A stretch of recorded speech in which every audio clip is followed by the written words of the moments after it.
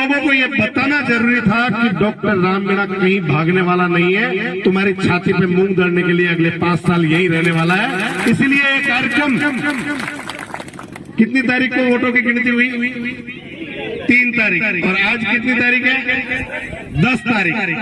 मैंने इसीलिए कहा था कि 7 दिन के अंदर तुमको बता दूंगा कि तुम्हारी छाती पे मैं 5 साल मूंग दड़ने के लिए यही रहने वाला हूं, कहीं जाने वाला नहीं हूं। इसलिए 7 दिन के अंदर ये कार्यक्रम तय किया।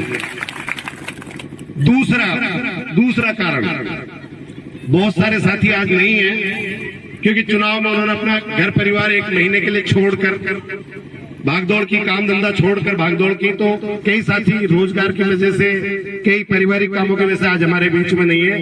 लेकिन मैं आज आपको बताता हूं कि पूरा चुनाव किस तरह लड़ा गया। जो साथी चुनाव में थे उनको पता है, कुछ साथी जो दूर थे, तो बीच में एक बात आई, एक दिन एक मैसेज आया मेरे पास, कहीं से बात आई कि बाप पार्टी के प्रत्याशी द्वारा शराब बांटी गई। तो मुझे बड़ी जोर की हंसी आई कि बाप पार्टी के प्रत्याशी द्वारा शराब बांटी गई। हमारे कार्यालय के प्रभारी जीवन जी और शंकर जी, इन्होंने मोटे मोटे अक्षरों में तो कार्यालय के बाहर ये लिख दिया कि यहाँ शराब पी के आना मना है। आप सोचिए, जिस चुनाव कार्यालय में शायद मुझे भी बड़ा गर्व हुआ कि हम इतना खुला चुनाव लड़ रहे हैं कि किसी पार्टी में हिम्मत नहीं होगी कि चुनाव के दौरान शराब पे बात भी करे। लेकिन हमारे चुनाव कार्यालय में बड़े बड़े अक्षरों में नोटिस लिखा गया कि शराब पीकर आना मना है, यहाँ शराब पीकर प्रवेश नहीं करें। इससे बड़ी खुशी की बात नहीं हो सकती। जिस समाज को लोग पौवे में बिकने वाला कहते हैं, वो समाज एक चुनाव के लिए चुनाव कार्यालय पे ये लिख देता है कि यहाँ शराब पीकर आना मना है। तो सोचिए समाज में कितना बड़ा परिवर्तन हो रहा है। एक बार जोरदार तालियां होनी चाहिए इस परिवर्तन के लिए। अब उस चुनाव में सबसे बड़ी बात जो हुई कि शराब पी के बांटने की बात आई, तो मुझे हंसी आई। क्यों हंसी? इसलिए आई कि इन लोगों को शायद पता नहीं है कि हम चुनाव किस तरह लड़ रहे हैं। जो सुबह अगर मैं थोड़ा सा लेट हो जाऊं, मेरे यहां से गड़बड़ होगी, तो पूरे चुनाव में मैं 5-7 मिनट में लेट हो जाऊं तो सुबह का नाश्ता के मना कर देते थे, हम लेट हो रहे हैं, पोहे बने नहीं खा सकते, निकलिए, क्योंकि हमारा तय समय कम हो रहा है। और सुबह बिना कुछ खाए पिए निकलने वाला भाई रात को 2 बजे आकर अगर गलती से उनका ही गुणगान गाते, जिनकी बांट रहे हो, जिनकी खा रहे हो, उनका ही गुणगान गा लेते। हमने दिया नहीं, फिर भी हमारे कह रहे हो। खैर, आज का कार्यक्रम रखने का मंतव्य नहीं था।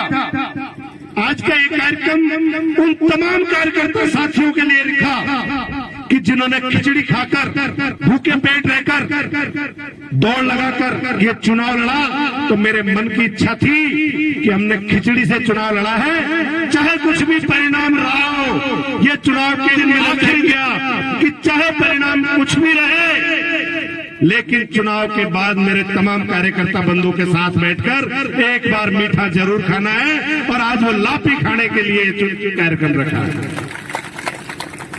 आज यूं मान के चलिए कि हम वोट रख रहे हैं। चुनाव के बाद, चुनाव जीतने की खुशी में जब लोग पार्टियां देते हैं, बड़े बड़े आयोजन करते हैं, मैं मेरे समाज में जो परिवर्तन की लहर चल रही है उसकी खुशी में आज हमने मीठा खाने के लिए कार्यक्रम रखा है। ये उन सब लोगों के मुंह पे तमाचा है जिन्होंने 70 साल इस समाज का उपयोग किया, फिर भी समाज के लिए ओछी बातें करने से उन लोगों को शर्म नहीं आती। आज ये कार्यक्रम उन सब लोगों को तमाचा मारने के लिए प्रमुख तौर पर कि भाई चुनाव के बाद कार्यक्रम रखना है, तो चुनाव के पहले भाग जाएगा, आप लोगों के लिए कौन बात करेगा, मुझे तो 28 वो तो बढ़ना है, कटे 2 साल जाइन ढूंढेगा। तो बड़ा ने मुझे कही दू कि अब तक तो आप यूं कह रहा कि आप 18 हो, तो आप भी जयपुर में, उदयपुर में, घनी जगह आपका भी मकान है, और आप भी मैंने खूब कहा कतराक दिन अटे रहो और कतराक दिन बाहर रहो, काम धंधा सब रहे, सब अपना रोजगार वाते बाहर जाई ना आवे। अब आप मुंह मारा रोजगार वाते उदयपुर जाऊं, 2 साल तो मैं 20 साल पहले ही छोड़ दी दो मुंह। तो आप एक बात कि अब काम धंधा वाता ही सुधरपुर जाओ, बाकी तो मैं कुंभलगढ़ रहे आपने छाती ऊपर बहन आराम मूंग दड़ो आराम, कोई जल्दी नहीं है हमारे कोई जल्दी नहीं है। चुनाव जीत बारी हमारा टेंशन नहीं, क्योंकि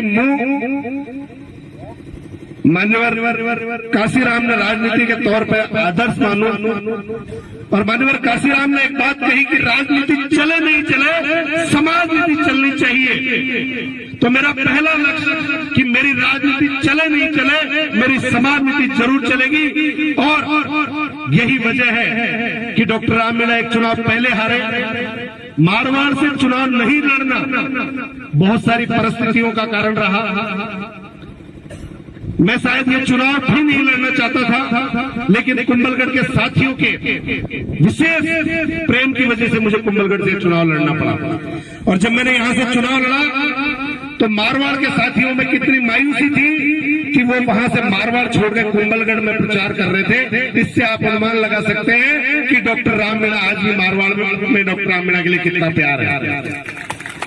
वरना जो लोग मुझे भगोड़ा साबित करने की कोशिश जो कह रहे थे कि पिछला चुनाव मारवाड़ से लड़ा, इस बार का चुनाव कुंभलगढ़ से लड़ा, अगली बार का कहां से लड़ेंगे पता नहीं। खैर, चुनाव कहां से लड़े नहीं लड़ते हैं वो एक अलग बात हो जाती है, लेकिन डॉक्टर राम मीणा ने चुनाव लड़ने के बाद भी ना मारवाड़ छोड़ा, और चुनाव कुंभलगढ़ से नहीं लड़ा था तो भी कुंभलगढ़ में डॉक्टर राम मीणा थे। और जिन जगह पे डॉक्टर राम मीणा ने कभी चुनाव की बात सोची भी नहीं, ना कभी की, लेकिन जहां समाज को जरूरत होती है, समाज पर अत्याचार होते हैं, समाज के साथ तकलीफ होती है, जहां समाज को इस बेटे की जरूरत होती है, वह डॉक्टर राम मीणा चुनाव की तराजू में तोलकर नहीं देखता कि मुझे जाना चाहिए या नहीं जाना चाहिए। चाहे इंदर मेघवाल का जालोर हत्याकांड हो, चाहे भाई जितेंद्र का हत्याकांड हो, और आज से 10 साल पहले चाहे बूंदी में हमारे एक भाई मेघराज के साथ मारपीट हुई, उसके हाथ पैर तोड़े, कोटा की घटना थी, तो चाहे वहां हो, डॉक्टर राम मीणा वहां भी था, जालोर भी था, कुंभलगढ़ में भी है। ये तुम लोगों के काम है कि तराजू और एरिया देखते हो, एरिया कुत्तों के होते हैं, शेरों का कोई एरिया नहीं होता है।